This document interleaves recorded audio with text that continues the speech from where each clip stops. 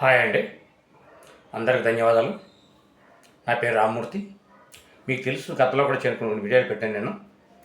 ఇది మన సాంప్రదాయం ప్రకారంగా, హిందువుల సాంప్రదాయం ప్రకారంగా ఇది రెండో వీడియో అండి. కాబట్టి దయచేసి ప్రతి ఒక్కరు చూడండి, గమనించండి. చెప్పింది అసలు నిజమా అబద్ధమా, జరుగుతుందా జరగలేదా అనేది కనీసం ఆలోచిస్తే మంచిది. ముఖ్యంగా ఏంటంటే, ఈరోజు ఒక ముస్లిం ఉన్నాడు అనుకోండి, ఆయన అల్లా ఇల్లల్లా అని ప్రార్థన చేస్తుంటాడు.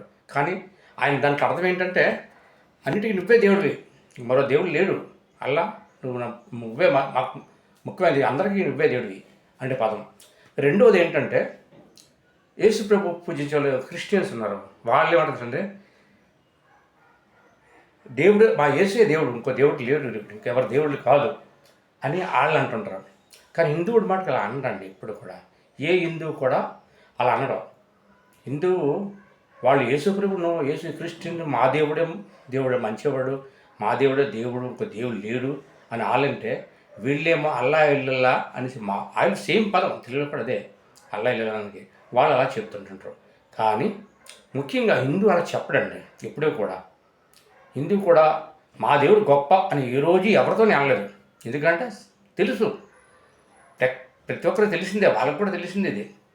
కానీ మన భారతదేశంలో పుట్టి మన భారతదేశంలో ఉంటూ వాళ్ళు మనకు వ్యతిరేకంగా, ఇప్పుడు యేసుప్రభు ఉన్నాడు అనుకోండి, ఆయన మన దేశం దేవుడు కాదు, ఆయన చరిత్ర లేదు, అసలు భారతదేశంలో చరిత్ర లేదు. అలాగే మన ముస్లిమ్స్ ఉన్నారనుకోండి, ఏదో కనెక్షన్స్ ఉన్నాయి పూర్వం నుండి, వాళ్ళకి మనకి చిన్న సంబంధాలు కూడా ఉన్నాయి. ఎందుకంటే మీకు తెలిసి ఉంటుంది, బీబీ నాంచరమ్మ, ఏడుకొండలు, అలివేల మంగమ్మ, దీంట్లో అప్పట్లో ఫోటోలు అడ్డంగా ఉండేవి, అడ్డంగా ఉన్న ఫోటో ఇద్దరు బొమ్మలు ఉండేవి, మధ్యలో ఎక్కడ ఉంటుంది. అలా తను సింగిల్ ఫోటో చేస్తారు మన వాళ్ళు. ఎందుకంటే ఇటువంటి వాళ్ళు చేయకపోతే ఎప్పటికైనా మనం తిరుగుబాటు మాకు ఓటా ఉందని అసలు తిరుపతి దేవస్థానం మీదకి, అటువంటి వాళ్ళు కాబట్టి ఇది పూర్వీకులు ఆలోచించి తీసేస్తారు. సరే, బాగానే ఉంది. మనకి దేవుడు ఒకటి కాదండి, అందరూ దేవుళ్ళే మనకి. మనం చూసే పొట్ట, చెట్టు, నీరు, నిప్పు, గాలి, వాన. ఫర్ ఎగ్జాంపుల్, మనకి గాలి లేదు కూడా, అయ్యో వాయుదేవుడు అంటాం. నీరు లేదు, అమ్మ గంగమ్మ తల్లి అంటాం. వరుసలను వానదేవుడు అంటాం. ఇలా పట్టుకి దండం పెడతాం, చిటికి దండం పెడతాం, మనిషికి దండం పెడతాం. ఎందుకంటే ఎదురుగా ఒక మనిషి మనకు మేలు జరిగితే బాబు దేవుళ్ళ వచ్చి కాపాడేమంటాం మనం.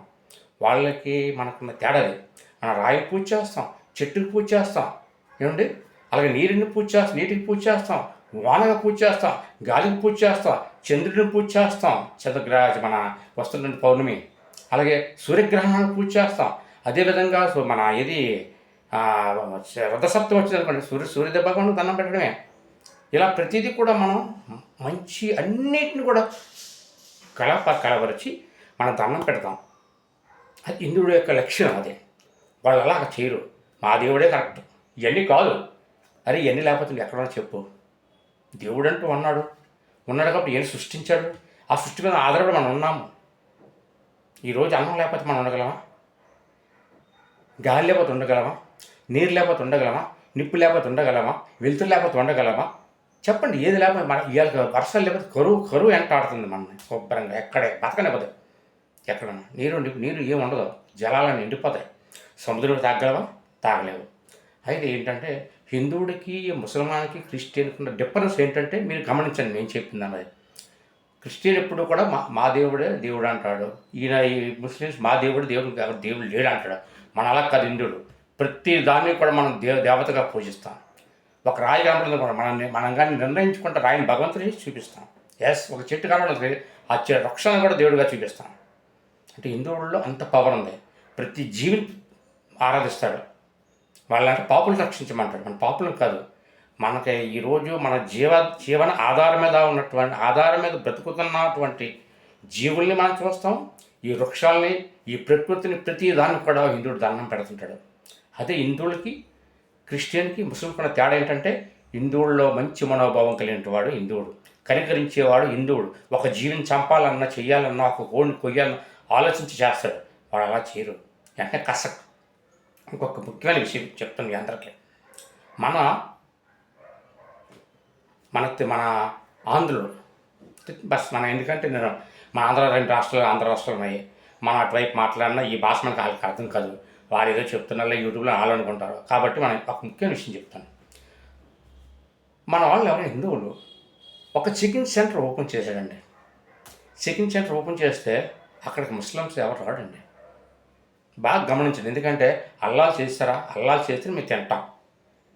కానీ అదే ఏ కారణం మొహమ్మద్ హుసేన్ గసనాన్ని పెట్టి ఏ పేర్లు పెట్టుకొని మటన్ దుకాణం లేకపోతే చికెన్ సెంటర్ ఓపెన్ చేస్తే మనం పడిపోతాం. వాడు అల్లాల్లో ఎందుకు చేస్తారో తెలుసండి. అది ఒక రకమైన ఇప్పుడు అల్లా చేయడం పూర్తి కోసిపారేతాడా చేయడు. సగం ప్రాణం తీసి సగం ప్రాణంతో గింజుకొని చచ్చిపోతుంది. మనకు అలా కాదు, పూర్తిగా తెగ్గొట్టేస్తాం సింపుల్గా. ఎందుకంటే మరి దాని బాధ సగం బాధ ఉండకూడదు. ఆ విధమైన మనం చేస్తాం. మీరు బాగా గమనించండి. ఎక్కడికన్నా ఏ షాపు కానీ వెళ్ళినప్పుడు, మీరు మటన్ షాపులకు కానీ చికెన్ సెంటర్కి వెళ్ళినప్పుడు వాళ్ళు కంపల్సరీ అడుగుతారు, మేము అలా చేస్తే తింటాం లేదు తినమనేసి. అలాగే ఆ షాపును కూడా డెవలప్మెంట్ అవనప్పుడు పక్కన ఇమీడియట్గా ఇంకో షాప్ ఓపెన్ చేయించి వాళ్ళు ఒక ముసల్మాన్ పెట్టి కటింగ్ చేయడానికి, ఆ మీవాడు మనోడే మళ్ళీ వాళ్ళని పెట్టాలి అక్కడ. వాళ్ళని పెట్టి చేస్తుంటున్నాం.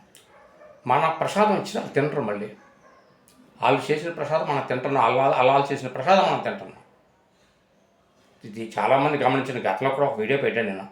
దయచేసి ప్రతి ఒక్కరు కూడా మన సాంప్రదాయాన్ని, మన హిందూ ధర్మాన్ని కాపాడండి. కాపాడితే మనది హిందుస్థాన్, యాక్చువల్గా ఇండియా కాదు మన పేరు, హిందుస్థాన్, భారతదేశం. ఈ భారతదేశంలో మనం ఉన్నాం. ఈ భారతదేశం విలువను కాపాడదాం, ఈ పేరుని కాపాడదాం, హిందువుల రక్షణ. ఎందుకంటే ఈరోజు హిందువులు చాలా దగ్గర రక్షణ లేదు, మీకు తెలీదు. గల్ఫ్లో అటువైపు జరుగుతున్న అరాచకాలు, చాలా ఘోరమైన అరాచకాలు జరుగుతున్నాయి హిందువులు అంటే. మొన్న పాల్గాంలో జరిగినటువంటి ఉగ్రవాళ్ళ దాడులు ఏమైంది? ఎవరినండి చంపారు? నమాజ్ చేసుకుని వదిలేశాడు. నమాజ్ చేతనాన్ని తెలియని కాల్చి పారేశారు అక్కడ. జరుగుతుంది ప్రపంచంలో ఇదే. కానీ ఏంటంటే ప్రతి ఒక్కరు కూడా హిందూ ధర్మాన్ని కాపాడండి, హిందూ రక్షణ కోరుకోండి.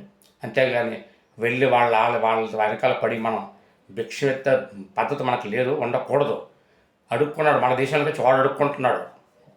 వాళ్ళ దేశాలు వదిలి మన దేశంకి వచ్చి అడుక్కుంటున్నారు. వాళ్ళ దేవుళ్ళు దండం పెట్టుకుంటారు మన దేశంలో తింటూ.